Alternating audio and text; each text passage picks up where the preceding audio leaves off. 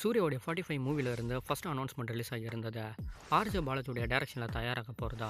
இப்போ next RJ பாலாஜியோடைய ஒரு Instagram பக்கத்தில் இருந்த ஒரு ஃபோட்டோ ரிலீஸ் ஆகியிருக்கு. இந்த மூவியோடைய ஸ்கிரிப்ட் ஒர்க்கை ஃபுல் அண்ட் ஃபுல் கம்ப்ளீட் பண்ணிட்டாரு போல. உங்களுக்கு முன்னாடி தெரிகிற இந்த டேபிளில் தான் சூர்யாவுடைய 45 மூவியான டோட்டல் ஸ்டோரியும் ஸ்க்ரீன் பிளேவும் இருக்கு. இந்த மூவியோடைய ஃபுல் அண்ட் ஃபுல் ஒர்க் எல்லாமே 2025 ஃபர்ஸ்ட் ஹாஃப்லேருந்து ஸ்டார்ட் ஆக போகுது. சூர்யாவுடைய 43 பற்றி சரியான அப்டேட்டே கிடையாது. 44 ஷூட்டிங் எல்லாமே கம்ப்ளீட். நெக்ஸ்ட் 45க்குள்ளேயும் நுழைய ஆரம்பிச்சிட்டாரு. ஆர்ஜே பாலாஜியை பொறுத்தளவுக்கு ஒரு நல்ல டிஃப்ரெண்ட்டான ஸ்டோரியை கண்டிப்பாக எதிர்பார்க்கலாம். இந்த மூவியில் நிறைய பேரோட பேர் எல்லாமே அடிபட்டுக்கிட்டு போகுது. இன்னும் ப்ரொடக்ஷன் சைட்லேருந்து அஃபிஷியல் அனௌன்ஸ்மெண்ட் கொடுத்தா தான் தெரியும் யார் எல்லாமே இந்த மூவியில் ப்ளே பண்ண போகிறாங்கன்னு. ரீசெண்டாக சூர்யாவுடைய கங்குவா மூவி ரிலீஸ் ஆகி ஓரளவு நல்ல ரெஸ்பான்ஸோடு தான் ஓடிக்கிட்டு இருக்கா. ஃபஸ்ட் டே பாக்ஸ் ஆஃபீஸாக வேர்ல்டு வைட்டாக கிட்டத்தட்ட 58 க்ரோஸை கிராஸ் பண்ணியிருக்கா. செகண்ட் டே பாக்ஸ் ஆஃபீஸ் கிட்டத்தட்ட 79 க்ரோஸ் அப்படின்னு சொல்லிட்டு 100 கோடி ரூபா பாக்ஸ் ஆஃபீஸை 3 டேஸ்லேயே கம்ப்ளீட் பண்ணுற அளவுக்கு ரொம்ப வேகமாக மூவி ஓடிக்கிட்டு இருக்கா. ஒரு மிக்சடான ரிவ்யூவாக இருந்தாலும் ஒரு நல்ல பாக்ஸ் ஆஃபீஸை இப்போ கங்குவா மூவி சூர்யாவுடைய ஆக்டிங்கில் ஏற்படுத்தி கொடுத்துக்கிட்டு இருக்க. தளபதியுடைய டிவிக்கு கட்சியில் இருந்து இப்போ ஒரு அதிர்ச்சியான தகவல் ரிலீஸ் ஆகியிருக்க. இது நமக்கு கிடையாது, தளபதியுடைய ஆப்போசிட்டில் இருக்க எல்லா பொலிட்டிக்கல் மேனுக்கும் எல்லா பொலிட்டிக்கல் கட்சிக்கும் தளபதியுடைய மெம்பர்ஷிப் கார்டு இப்போ 1 கோடி பேர் டச் பண்ணியிருக்குன்னு சொல்லியிருக்காங்க. டிவிக்கு இந்த அளவுக்கு ஒரு மாஸ் ஏற்பட்டு இருக்கா. தமிழ்நாட்டில் ஒரு பிக்கான பொலிட்டிக்கல் தளபதி ஏற்படுத்துவாருன்னு நினைக்கிறேன். இதுக்கு முன்னாடி நடந்த சிஎம்முக்கான எலெக்ஷனில் வெறும் 4 கோடியே 38 லட்சம் பேர் தான் ஓட் போட்டு இருந்தாங்க. ஆனால் தமிழ்நாட்டில் கிட்டத்தட்ட 6 கோடியே 23 லட்சத்துல இருந்து 28 லட்சம் ஓட் வரைக்குமே இருக்கு. ஆனால் அதில் ஓட் வேல்யூ அப்படின்றது ஒரு 4.5 கோடி பேர் தான். ஆனால் தளபதி இப்போ 1 கோடி பேர் அவருடைய கட்சியில் சேர்த்துருக்காருன்னா கண்டிப்பாக பெரிய மாஸ் ஏற்படுறதுக்கு தான் வாய்ப்பு இருக்கு. ஏன்னா 1.5 கோடியிலிருந்து 2 கோடி வாக்கு ஒரு கட்சிக்கு ஏற்பட்டுட்டாலே கண்டிப்பாக அந்த கட்சி தமிழ்நாட்டில் ஆட்சி அமைக்கும். இப்போ திமுக அந்த அளவுக்கு தான் ஓட் வேல்யூ ஏற்பட்டு அவங்க ஆட்சியை அமைச்சுக்கிட்டு இருந்தாங்க.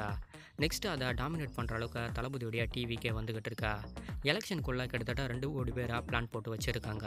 2 கோடி பேரை சேர்க்க முடியலனாலும் கண்டிப்பாக 1.5 கோடி பேராவது இந்த கட்சியில் மெம்பர்ஷிப்பில் சேருவாங்க. இதிலேருந்து இருக்க 1 கோடியே 20 லட்சம் ஓட்டு ஆச்சு கண்டிப்பாக விழும். தமிழ்நாட்டில் தளபதி அவர்கள் ஆட்சி அமைக்க முடியலனாலும் எதிர்கட்சிக்கு ஒரு ஸ்ட்ராங்கான கட்சியாக இப்போ உருவெடுத்துக்கிட்டு இருக்கு. தளபதியுடைய 69 நிறைய ஆக்டர் ப்ளே பண்ணுறது கன்ஃபார்ம் ஆகி இருந்தது. ரீசெண்டாக சிவான் அவர்கள் ஆக்டிங் பண்ணுறாரா இல்லையான்ற ஒரு கன்ஃபியூஷன் போன டைமில் ஒரு அப்டேட்டையும் கொடுத்துருந்தாங்க. பட் அதை சிவானாவே இப்போ கன்ஃபார்ம் பண்ணியிருக்காரு. தளபதியுடைய 69 ஒரு முக்கியமான ரோலில் ப்ளே பண்ணுறது கன்ஃபார்ம் ஆகிடுச்சு. ஒரு பெரிய சம்பவத்தை தளபதியுடைய 69 பார்க்க போகிறோம்னு நினைக்கிறேன். தலையோடைய ஆக்டிங்கில் கிட்டத்தட்ட 2 வருஷமாக பிக் வெயிட்டிங். விடாமூச்சி மூவி எப்போ தாண்டா தேட்டரில் ரிலீஸ் ஆகுன்ற அளவுக்கு ரொம்ப பெருசாக எக்ஸ்பெக்ட் பண்ணிக்கிட்டு இருக்கோம். இந்த இயரோட எண்டில் ரிலீஸ் ஆகுமான்றது ஒரு சந்தேகத்துலையும் போய்கிட்டு இருக்கா. குட் பேட் அக்லி மூவி பொங்கலுக்கு ரிலீஸ் பண்ணுறதா சொல்லிட்டாங்க. பட் இப்போ விடாமுயற்சிக்கு பிக் வெயிட்டிங். மூவியோடைய டீசரை லோடிங்கில் வச்சுருக்காங்க. நவம்பர் எண்டுக்குள்ளே பார்க்கலான்னு நினைக்கிறேன். விமலோடைய ஆக்டிங்கில் அவருடைய 35வது மூவியோடைய அனௌன்ஸ்மெண்ட் ரிலீஸ் பண்ணுறதா சொல்லியிருந்தாங்க. அதுவும் இந்த அனௌன்ஸ்மெண்ட் போஸ்டர் பார்க்கும்போதே தெரியுது இது ஒரு ஹாரர் கண்டென்ட் போலன்னு. விமல் ஃபஸ்ட் டைமாக ஒரு ஹாரர் கண்டென்ட்டில் இறங்குறாருன்னு நினைக்கிறேன். ரீசெண்டாக விலங்கு சீரியஸ் ஒரு பெரிய ரெஸ்பான்ஸ் ஏற்படுத்தியிருக்கா. அதுக்கப்புறம் ரிலீஸ் ஆன ஒரு 2 மூவிஸ் கூட அந்த அளவுக்கு பேசப்படலை. இப்போ 35வது மூவி ஒரு ஹாரர் மூவியில் இறங்கியிருக்காரு. அதுவும் ஒரு சஸ்பென்ஸ் த்ரில்லரான ஹாரர் மூவின்னு நினைக்கிறேன். சந்தோஷ் பாபு முத்துசாமியோட டைரக்ஷனில் பெல்லட்டோனா அப்படின்னு டைட்டில் வச்சு தான் இப்போ இந்த மூவியோடைய போஸ்டர் ரிலீஸ் பண்ணியிருக்காங்க. ரொம்பவும் டிஃப்ரெண்ட்டாக இருக்கா. எனக்கு தெரிஞ்ச இந்த மூவி இவருக்கு ஒரு பெரிய பாசிட்டிவ் ரெஸ்பான்ஸ் ஏற்படுத்தும்னு நினைக்கிறேன். விலங்கு சீரியஸுக்கு அப்புறம் இந்த ஒரு ஹாரர் த்ரில்லர் மூவி நல்ல ரெஸ்பான்ஸை ஏற்படுத்துறதுக்கு நிறைய வாய்ப்பு இருக்கு. புஷ்பாவுடைய 2வது பக்கம் ஓடுறதுக்கு அந்த மூவியில் இருந்த ஒரு ஐட்டம் சாங் கூட ரொம்ப பெருசாக உதவுச்சு. சமந்தாவுடைய ஆக்டிங்கில் செம்மையாக இருக்கும் அந்த சாங்கை. இப்போ 2வது பக்கத்துலேயும் இது போல் ஒரு ஐட்டம் சாங்கை வைக்கணும் அப்படின்றதுக்காக ஸ்ரீலீலாவை யூஸ் பண்ணி ஒரு சாங்கை மேக் பண்ணியிருக்காங்க. இந்த சாங்க்கு இவங்களுக்கு 2 கோடி ரூபா சம்பளம் கொடுத்துருக்கிறதாவும் சொல்கிறாங்க. ஆனால் புஷ்பாவுடைய முதல் பக்கத்தில் சமந்தாவுக்கு அந்த சாங்க்கு மட்டுமே கிட்டத்தட்ட 5 கோடி சம்பளம் கொடுத்துருந்தாங்க. அதை விட கம்மி தான். ஆனால் இருந்தாலும் பர்ஃபார்மன்ஸ் எந்த மாதிரி இருக்க போகுதுன்றது தான் பார்க்க போகிறோமே. டிசம்பர் 5 இந்த மூவி தேட்டருக்கு வரப்போகுது. ரிலீஸுக்கு முன்னாடியே பயங்கரமான ப்ரொமோஷன். கிட்டத்தட்ட 1000 கோடி ரூபாய்க்கு மேலே செம்மையான ஒரு சம்பவம் செஞ்சுருக்கிறதா வேறு சொல்கிறாங்க. மூவி எந்த மாதிரி இருக்க போகுது அப்படின்றது தான் வெயிட்டிங். பார்க்கலாம் வர டிசம்பர் 5 இந்த மூவி எந்த மாதிரி இருக்க போகுதுன்னு. லோகேஷ் நெக்ஸ்ட்டு கூலி மூவியை முடிஞ்சதுக்கப்புறம் கைதியோடைய 2வது பக்கத்தை தான் மேக் பண்ணுறதா சொல்லியிருந்தார். ஆனால் ஒரு ஹிந்தி மூவி பண்ணுறதாவும் சொல்லியிருக்காரு. ஆனால் அதில் ஹீரோவாக யாருன்றது சரியாக தெரியல. பொதுவாக சல்மான் கானுடைய பேர் அடிபட்டுக்கிட்டு இருக்கா. மைத்ரி மூவி மேக்கர்ஸ் தயாரிக்கிறதாகவும் சொல்லியிருக்காங்க. லோகேஷை பொறுத்தளவுக்கு அனிருத் தான் மியூசிக் டைரக்டராக போடுவார். அதனால் அதில் அதிகப்படியான கன்ஃபியூஷன் இல்லை. பட் ஹிந்தியில் ஒரு மூவி பண்ண போகிறாரு. ஆனால் அதில் ஹீரோன்ற ஒரு பொசிஷன் தான் இப்போ கன்ஃபியூஷனில் போய்கிட்டு இருக்கா. கைதியோடைய 2வது பக்கத்துக்கு அப்புறம் இந்த ஹிந்தி மூவியை தான் மேக் பண்ணுவாருன்னு நினைக்கிறேன். சமுத்திரகனியும் தம்பி ராமையாவும் ஆக்டிங் பண்ணியிருக்கா. ராஜா கிளி மூவியோடைய நெக்ஸ்ட் ஒரு அனௌன்ஸ்மெண்ட் ரிலீஸ் டேட்டை கொடுத்துருக்காங்க.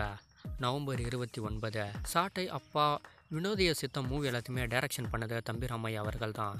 அதுவும் சமுத்திரக்கனியோடைய கூட்டணியில். இப்போ அவங்க 2 பேருடைய கூட்டணியில் ராஜா கிளி மூவி ரிலீஸ் ஆக போகுது.